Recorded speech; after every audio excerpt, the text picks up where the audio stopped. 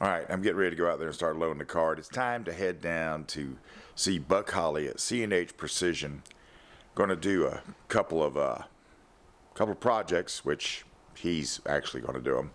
And we're going to get a tour of his facility, which is sort of one of a kind, and I'm looking forward to that. But yeah, this is going to be a lot of content, more than one video. I love this kind of thing when it happens. It's such a lovely accident. So let's go.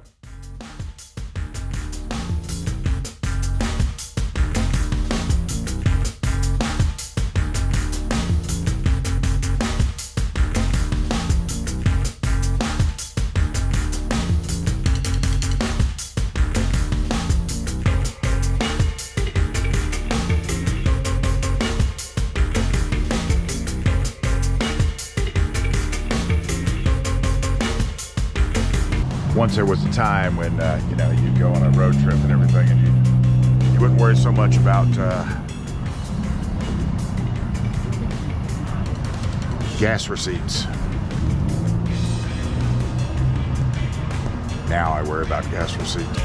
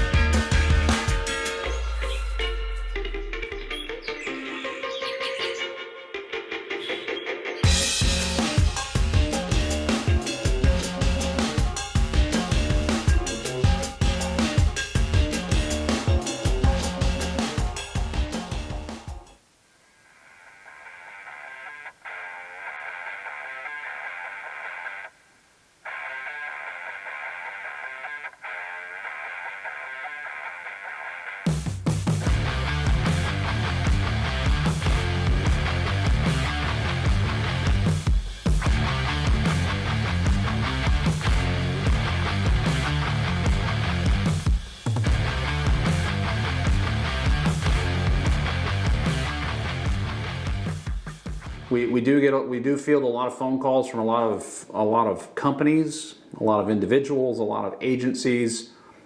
We have been at the forefront and the leader of plates since the very beginning.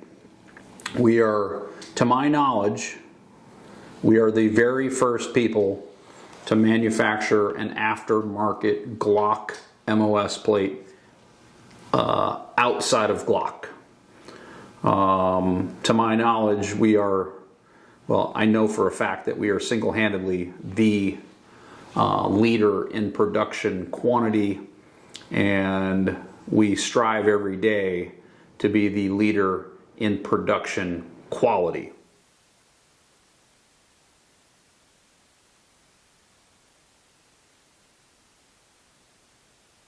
Okay, so today what we're going to do is we're going to install a Holosun 509T red dot closed emitter on a Glock Gen 4 G34 and a Sig Sauer P320 with the Romeo 1 Pro cut. Obviously they're unloaded, they're disassembled. Now we're going to get into the disassembly process. So we will got to take the cover plate off.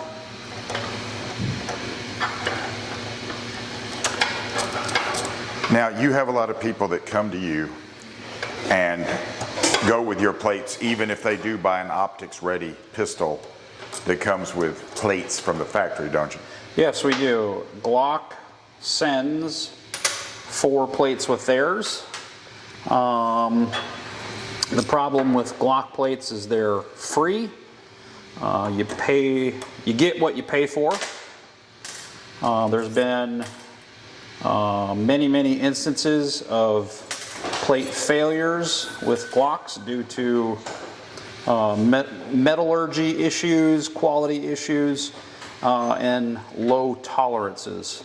So they're not exactly the best plate to use if you're mounting an optic. I got to figure out which. So it's very routine for either Civilian sales and virtually all law enforcement agencies use our plate due to the reliability and added thread engagement that our plate gives you. I tried to use a Glock plate one time, and as I was screwing it in, it was for the right optic that I was putting on. As a matter of fact, it was on this one here. Here, I'll unload it off camera. Okay. So what we're going to do now, what's very, very important, is you can see all this oil that comes on it from the factory. Right. We want to clean as much of that off. Actually, not as much as we can. We want to clean all of that out. And then I'm going to go over here behind me to where the air hose is, and I'm going to use some compressed air to get any remnants out of it, because cleaning this, and then what I'm also going to do while I'm got the acetone out, I'm going to remove the plate and the 2 screws that are required, and I'm going to clean them at the same time. There could be a little bit of oil residue, some dirt, some grime. Set those aside, let them dry out, and then I'm going to go over and get some compressed air and blow these out. Okay, so that one's clean. Again, you can see when they put these together, they use quite a bit of oil and different solutions to prevent them from corroding or rusting. We want to get all that out because that's going to prohibit your thread locker from working properly. Can that lead to failure? Thread locker that fails will lead to screws that fails, will lead to optics that come off and hit you in the face. So that would be a big yes. Yes, that is a definite yes. Yeah. Okay.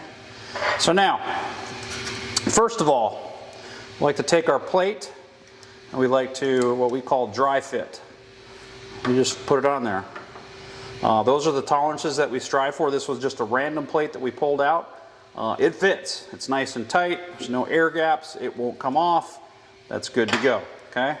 So now, the first step in installing these is you're going to take your thread locker de jour, whether it's 222, 242, or VC3, whichever is your choice. I actually prefer Loctite. However, historically, when I tell people, specifically guys, that you put a drop or 2 on the threaded part of the screw and then install it, what they hear me say is take Loctite, stick it in this hole, and squeeze it until the hole fills up. If you do that, it is actually okay to do it in the left side. It'll fill up because there's no drainage hole in the bottom. But if you do it in this right side, the Loctite will go through the hole. It'll get into your extractor channel. It will lock up your extractor and your pistol will not function. So, we put the plate on. Okay? And I take the thread locking compound and I put a drop on there. Put it in the hole. I take my torque wrench and I go to finger tight. Okay? Do it to the other one. Okay? Little thread locker on there. Put it in the hole. And I tighten it to finger tight. Now, I have a 10-inch pound torque limiter made by Fix-It Sticks. We sell them. You can buy them on the internet. Now,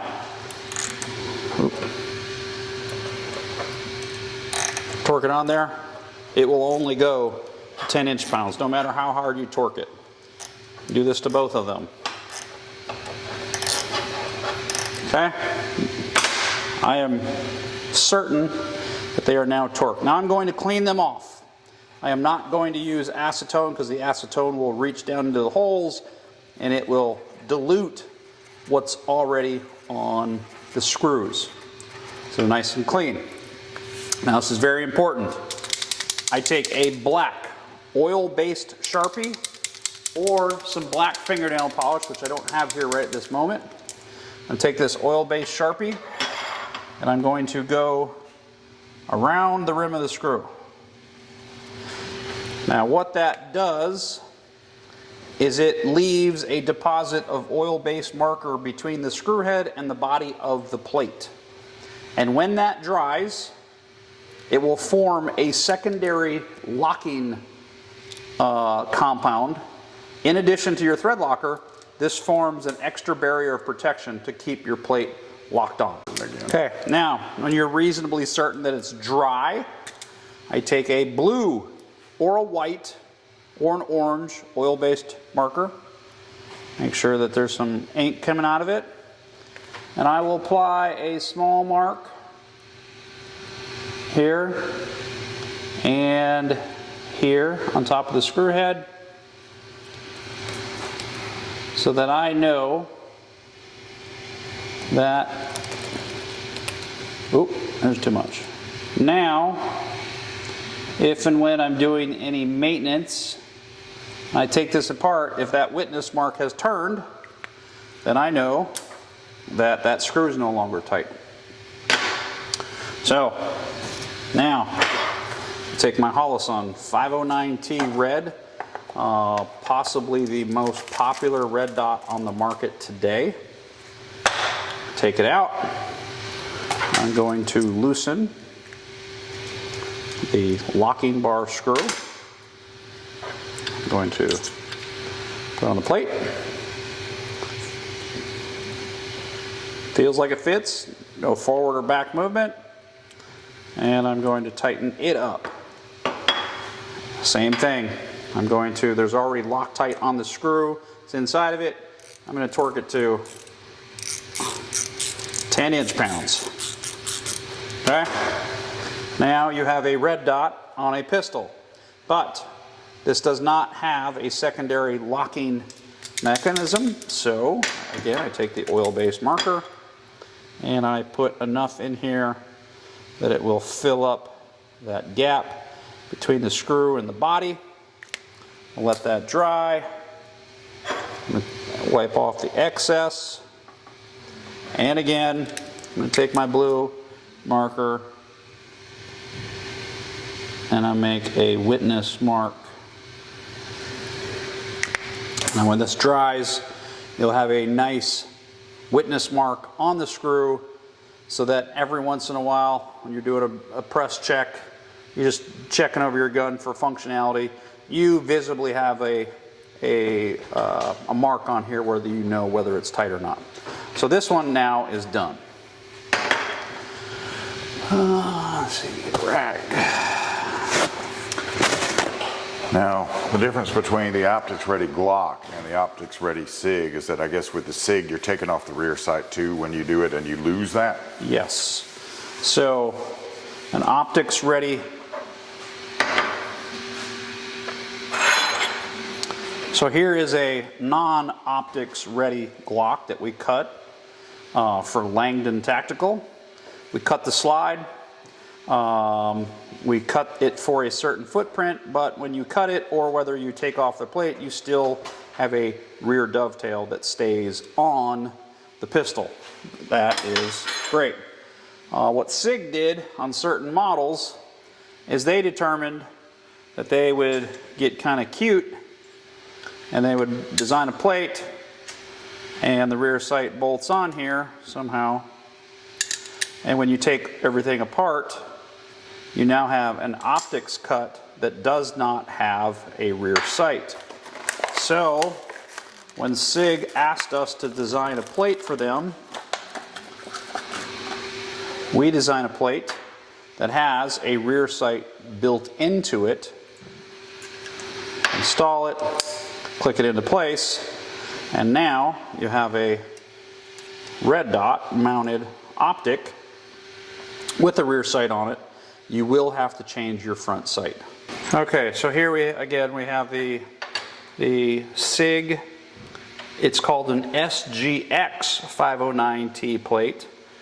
What's different about this one than the SGRX is that on the RX model, the dovetail stays in place and the plate comes off. On the SGX models, X5, X Carry, X Compact, X whatever, the rear sight comes off.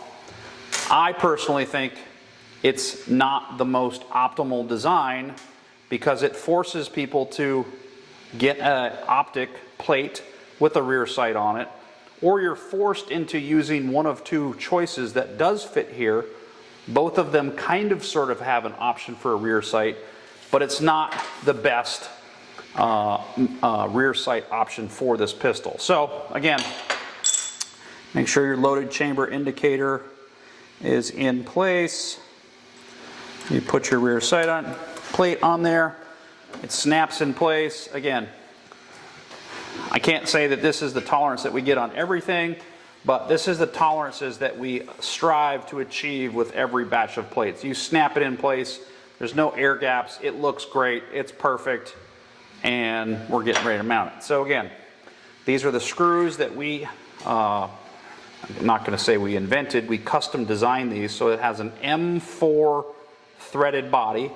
It uses the DPP Romeo 1 Pro holes. That's how we hold the plate in place. But we designed it with an M3 head so that the head is more compact and the head diameter is smaller, so that we could get the optic lower to the barrel. Now we've already cleaned these. We're going to apply a drop of thread locker, and we're going to put that little fella in place. A little thread locker on that one. Put him in place. And then we're going to tighten as we did before. I need a different wrench. Okay, tighten it down. It's hand tight. Hand tight. Okay, we are going to check it again. Does everything look good? Perfect. No air gaps. It's nice and tight.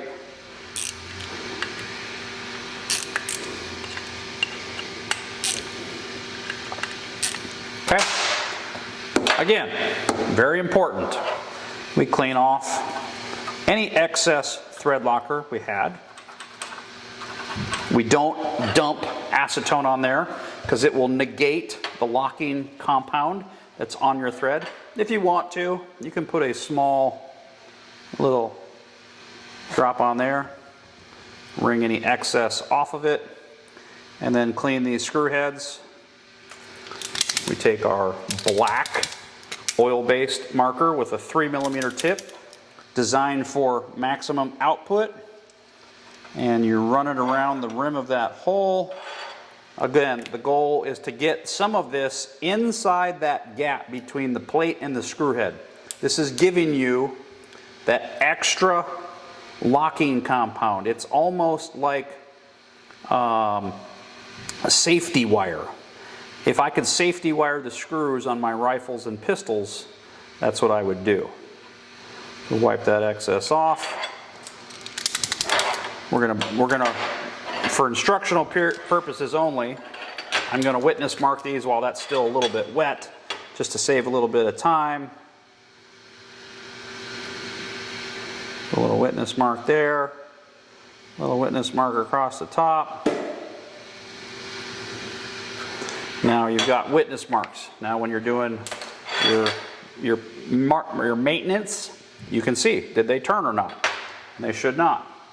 Again, we're going to take another 509T. We're going to unbox it. We're going to loosen the mounting screw. I'm going to install it on the pistol. Again, fit checking it, looks good.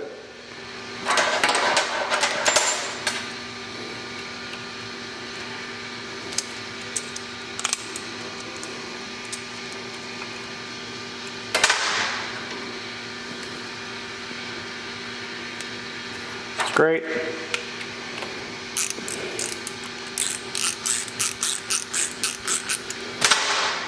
Nice and tight to 10 inch-pounds. These M4 screws you can technically go to, I believe the manufacturer says, as many as 18 inch-pounds. We still use 10. As long as you have a secondary thread locking compound on here, we're basically filling up that gap. That ensures that this thing isn't ever going to come out of there during the normal course of fire. Wipe off any excess. The paint marker got down inside that groove.